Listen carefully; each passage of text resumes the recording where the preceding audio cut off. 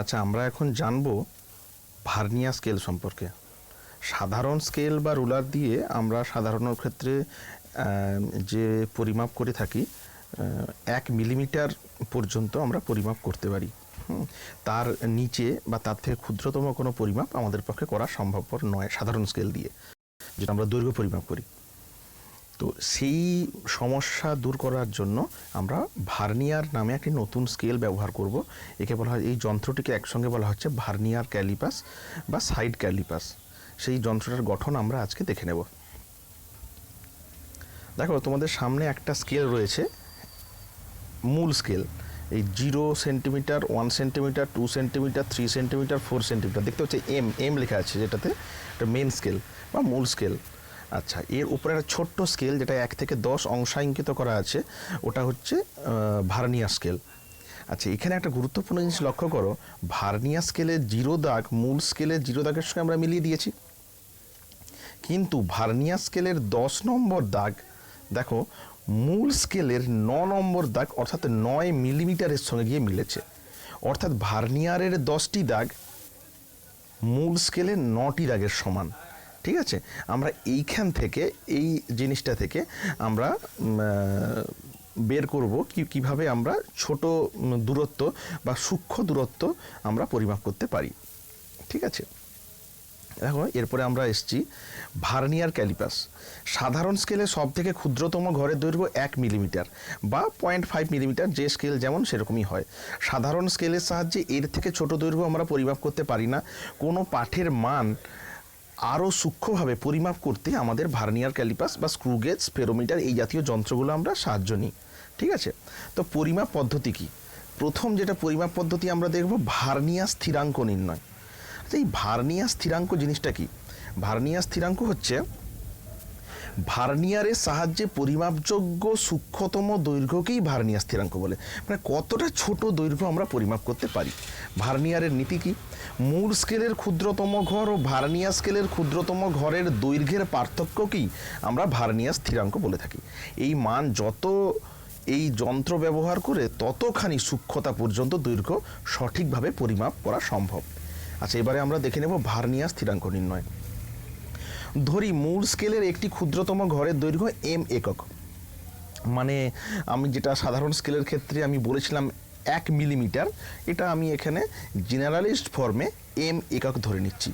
হ্যাঁ, আচ্ছা, এরপরে থেকে ভার্নিয়ারের স্কেলের 0 দাগ মূল স্কেলের 0 দাগের সঙ্গে উপরিপাতিত করে দেখা গেল ভার্নিয়ার স্কেলের ওয়াইটি ঘর মূল স্কেলের এক্সটি ঘরের সঙ্গে পুরোপুরি মিলে যায়। ঠিক আছে, দেখো ভার্নিয়ার স্কেলের ওয়াইটি ঘর মূল স্কেলের এক্সটি ঘরের সঙ্গে পুরোপুরি মিলে যায়। আচ্ছা, আমি আগের ছবিতে চলে যাচ্ছি, দিল তোমরা আরো ভালো বুঝতে পারবে। তাহলে ভার্নিয়ার স্কেলের ওয়াইটি ঘর মানে কত? 10টি ঘর। আর মূল স্কেলের এক্সটি ঘর মানে কি? 9টি ঘরের সঙ্গে পুরোপুরি মিলে যায়। এটি হচ্ছে ভার্নিয়ার স্কেলের মূল প্রতিপাদ্য বিষয়। ঠিক আছে, আচ্ছা, এরপরে দেখছি ভার্নিয়ার স্কেলের ওয়াই ঘরের দৈর্ঘ্য সমান মূল স্কেলের এক্স ঘরের দৈর্ঘ্য। তাহলে ভার্নিয়ার স্কেলের একটি ঘরের দৈর্ঘ্য সমান কত? এক্স বাই ওয়াইটি ঘরের দৈর্ঘ্য। আচ্ছা, মূল স্কেলের একটি ঘরের মান যদি এম একক হয়, আমি দেখো এই যে প্রথমে যেখানে হাত দিচ্ছি তোমরা বুঝতে পারবে এম একক লেখা আছে, এম একক। তাহলে এক্স বাই ওয়াইটি ঘরের দৈর্ঘ্য কত? X by Y into M একক। ঠিক আছে, তাহলে এবারে আমরা ভার্নিয়ার স্থিরাঙ্ক নির্ণয় করব। কেমন করে? মূল স্কেলের একটি ক্ষুদ্রতম ঘরের দৈর্ঘ্য মাইনাস ভার্নিয়ার স্কেলের একটি ক্ষুদ্রতম ঘরের দৈর্ঘ্য। তাহলে মূল স্কেলের ক্ষুদ্রতম ঘরের দৈর্ঘ্য কত? এম একক। আর ভার্নিয়ার স্কেলের একটি ক্ষুদ্রতম ঘরের দৈর্ঘ্য কত? X by Y into M একক। তার মাইনাস করে দিয়েছি। তাহলে সি সমান কত? M minus X by Y into M. ঠিক আছে, আচ্ছা, আমরা এরপরে যাচ্ছি। এটা দেখো এম কমন নিয়ে নিয়েছি, 1 minus X by Y into M. আচ্ছা, এবারে কোনাকুনি গুণ করে, মানে এমনি নর্মাল যেভাবে বিয়োগ হয়, তাহলে Y minus X by Y into M একক। এটি হচ্ছে ভার্নিয়ার স্থিরাঙ্কের গাণিতিক রূপ। এবারে তোমরা এখানে বিভিন্ন মান বসাতে পারো তোমাদের মেন স্কেল অনুসারে। যেমন দেখো, প্রদত্ত যে ছবিটা আমি দিয়েছিলাম সেটা সাধারণ স্কেলের ক্ষুদ্রতম ঘর কত ছিল? 1 মিলিমিটার। তাহলে এখানে এম এর মান হবে 1 মিলিমিটার বা 0.1 সেন্টিমিটার। ঠিক আছে, ভার্নিয়ার স্কেলের 10টি ঘরের দৈর্ঘ্য মূল স্কেলের 9টি ঘরের দৈর্ঘ্যের সমান। আমার ছবিতে যেটা দেখেছিলাম, দেখি আরেকবার ছবিটা আমরা দেখে নেব। আরেকবার ছবিটা দেখে নেব। ভার্নিয়ার স্কেলের 10টি ঘরের দৈর্ঘ্য মূল স্কেলের 9টি ঘরের সমান। তাহলে দেখো এখানে যে আমরা বলেছিলাম এক্স সমান 9 আর ওয়াই সমান 10, ওয়াই হচ্ছে ভার্নিয়ার স্কেলের ঘর সংখ্যা, এক্স হচ্ছে মূল স্কেলের ঘর সংখ্যা। তাহলে ভার্নিয়ার স্থিরাঙ্ক কত হবে?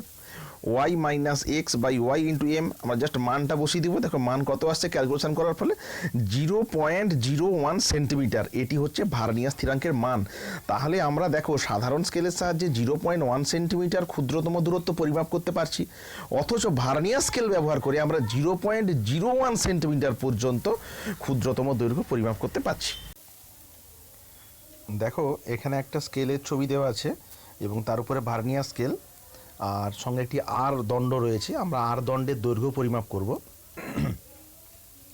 তোমরা একটু ভালোভাবে দেখো, আর দণ্ডের শুরু হয়েছে মূল স্কেলের 0 দাগের কাছে, ঠিক আছে, মূল স্কেলের 0 দাগের কাছে, আর শেষ হয়েছে কত?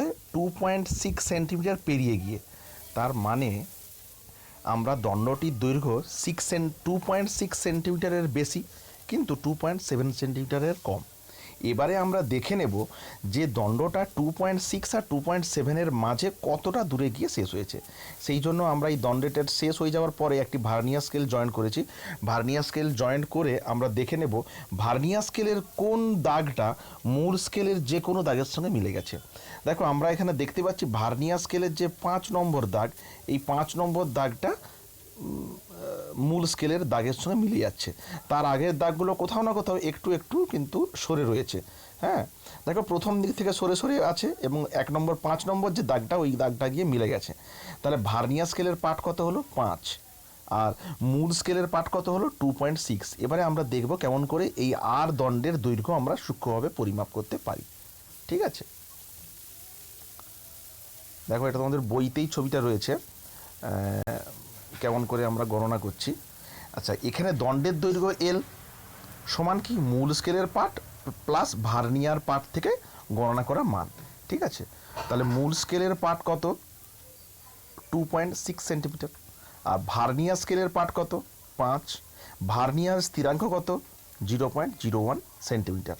তাহলে সূত্রটা কি রইল? এল সমান এ প্লাস বি ইন্টু সি।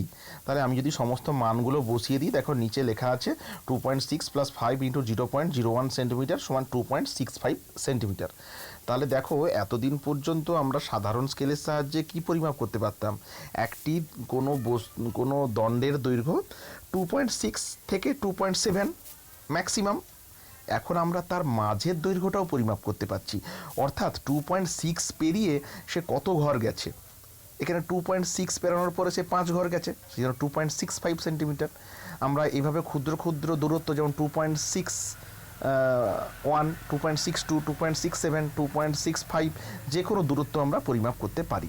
ঠিক আছে, তাহলে আমরা দেখলাম ভার্নিয়ার ক্যালিপাসের সাহায্যে আমরা মূল স্কেলে যদি 0.1 সেন্টিমিটার ক্ষুদ্রতম দৈর্ঘ্য পরিমাপ করতে পারি, তাহলে ভার্নিয়ার ক্যালিপাস যন্ত্রটির সাহায্যে 0.01 সেন্টিমিটার পর্যন্ত ক্ষুদ্রতম দৈর্ঘ্য আমরা পরিমাপ করতে পারবো। ঠিক আছে, আচ্ছা এরপরে তোমাদের চলে যাব স্ক্রু গেজ বলে একটা যন্ত্র রয়েছে। সেই স্ক্রু গেজ যন্ত্রে এই যে দেখো স্ক্রু গেজ যন্ত্রটার ছবি। এই যন্ত্রটাতে এখানে বি হচ্ছে বস্তু, আমরা এর এই যে চোঙাকৃতি বস্তুটা রয়েছে এর আমরা নির্ণয় করব, ব্যাস নির্ণয় করব। ঠিক আছে, এর ব্যাস কীভাবে আমরা পাবো?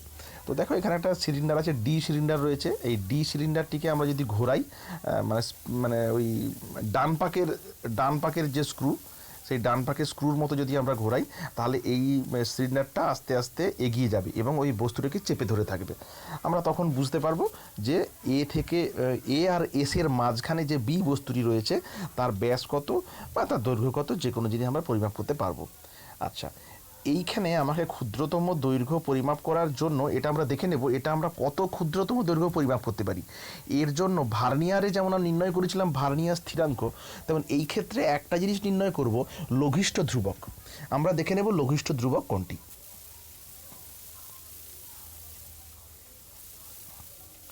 আচ্ছা, এখানে দেখো দুটো জিনিস আমাদের জানতে হবে, স্ক্রু পিচ এবং লঘিষ্ঠ ধ্রুবক। বলছে একবার পূর্ণ আবর্তনের ফলে চক্রাকার স্কেলটি রৈখিক স্কেল বরাবর যে দূরত্ব অতিক্রম করে তাকে বলা হয় স্ক্রু পিচ। স্ক্রু পিচ নির্ণয়ের জন্য প্রথমে চক্রাকার স্কেলের 0 দাগকে রৈখিক স্কেলের অনুভূমিক রেখাটির সঙ্গে মিলিয়ে ধরা হয়। এই অবস্থায় রৈখিক স্কেলের পার্ট নেওয়া হয় একবার স্ক্রুকে পূর্ণ আবর্তন করানো হয়, অর্থাৎ চক্রাকার স্কেলটিকে একবার ঘুরিয়ে সেটির জিরো দাগটিকে আবার রৈখিক স্কেলের অনুভূমিক রেখার সঙ্গে মেলানো হয়। এই অবস্থায় আবার রৈখিক স্কেলের পার্ট নেওয়া হয়। রৈখিক স্কেলের এই দুই পার্টের অন্তরই হলো স্ক্রু পিচ। সাধারণত এর মান রৈখিক স্কেলের একটি ক্ষুদ্রতম ঘরের সমান হয়। যেমন সেন্টিমিটার স্কেলটিতে ক্ষুদ্রতম ঘর 1 মিলিমিটার হলে স্ক্রু পিচ হবে 1 মিলিমিটার বা 0.1 সেন্টিমিটার। আসলে স্ক্রু পিচ বলতে চাইছি যে আমরা একবার পূর্ণ আবর্তন যদি আমরা করি, হ্যাঁ, তাহলে আমরা দেখে যাব এখানে এক ঘর সিলিন্ডারটা এগিয়ে গেছে। আচ্ছা, এরপর আমরা দেখে নেব কিভাবে আমরা লঘিষ্ঠ ধ্রুবকের মান নির্ণয় করছি। তা লঘিষ্ঠ ধ্রুবক সমান তোমরা দেখতে পাচ্ছ, দেখো স্ক্রু পিচ বাই চক্রাকার স্কেলের মোট ঘর সংখ্যা। আচ্ছা, কেমনভাবে করব তাহলে? স্ক্রু পিচ কত? 1 মিলিমিটার বাই চক্রাকার স্কেলের মোট ঘর সংখ্যা কত? 100 ঘর। ওই ছবিটাতে তোমরা দেখে নাও একবার। ছবিটাতে এই দেখো 10, 20, 30 করে আমরা মোটামুটি 100 ঘর পর্যন্ত আমাদের নেওয়া আছে চক্রাকার স্কেলের ঘর সংখ্যা। ঠিক আছে, তাহলে লঘিষ্ঠ ধ্রুবকের মান কত? স্ক্রু পিচ বাই চক্রাকার স্কেলের মোট ঘর সংখ্যা। ঠিক আছে, আমরা অ্যান্সার পাচ্ছি দেখো 0.001 সেন্টিমিটার। তাহলে আমরা দেখো ভার্নিয়ার স্কেলে ক্ষুদ্রতম দৈর্ঘ্য পরিমাপ করতে পারছিলাম কত? 0.01 সেন্টিমিটার, কিন্তু এখানে পরিমাপ করতে পারছি 0.001 সেন্টিমিটার। তাহলে আমরা আরও সূক্ষ্মভাবে পরিমাপ করতে পারছি, এবং এরও পরিমাপ পদ্ধতি একেবারে ভার্নিয়ার স্কেলের মতো কিছুই নয়। এখানে পাতের বেদ কত? রৈখিক স্কেলের পার্ট প্লাস চক্রাকার স্কেলের পার্ট ইন্টু লঘিষ্ঠ ধ্রুবক, সে ডি সমান a plus B into C. ঠিক আছে, এইভাবে আমরা একটা নির্দিষ্ট একটা উদাহরণ, এখানে উদাহরণের ছবি দিয়ে একটা মান দেখানো আছে কিভাবে আমরা নির্ণয় করব। দেখো এখান থেকে 1.437 সেন্টিমিটার অ্যান্সার বেরিয়েছে। আমরা এইভাবে স্ক্রু গেজ যন্ত্রের সাহায্যে ক্ষুদ্রতম দৈর্ঘ্য পরিমাপ করতে পারবো। আচ্ছা, তোমাদের মোটামুটি ইউনিটস অ্যান্ড ডাইমেনশান এই চ্যাপ্টারটার পড়ানো মোটামুটি শেষ হয়েছে। তোমরা দেখে নাও, এরপরে অনেকগুলো কোশ্চেন অ্যান্সার দেওয়া আছে। যেমন একটি সরু তারের বেদ পরিমাপ করবার জন্য সাইড ক্যালিপাস ও স্ক্রু গেজ দেওয়া হলো। সূক্ষ্মভাবে পার্ট নেওয়ার জন্য তুমি কোনটি ব্যবহার করবে এবং কেন? তোমরা স্বাভাবিকভাবেই বলবে যে স্ক্রু গেজ আমরা ব্যবহার করবো, কেননা স্ক্রু গেজের 0.001 সেন্টিমিটার, আর আমরা ভার্নিয়ার ক্যালিপাসের সাহায্যে 0.01 সেন্টিমিটার, অর্থাৎ 0.1 মিলিমিটার অ্যান্ড 0.01 মিলিমিটার পর্যন্ত সূক্ষ্ম পার্ট পরিমাপ করতে পারি। স্বাভাবিকভাবেই সূক্ষ্মতার দিক থেকে দেখতে গেলে স্ক্রু গেজ অনেক ভালো। ঠিক আছে, এছাড়া কয়েকটি কোশ্চেনের উত্তর দেওয়া আছে, তোমরা পিডিএফ যে ফাইলটা তোমাদের সাপ্লাই করা হয়েছে তাতে পড়বে। হ্যাঁ, এবং এখানে এছাড়াও আরও অনেকগুলো কোশ্চেন এখানে দেওয়া আছে, তোমরা এগুলো পড়বে। ঠিক আছে।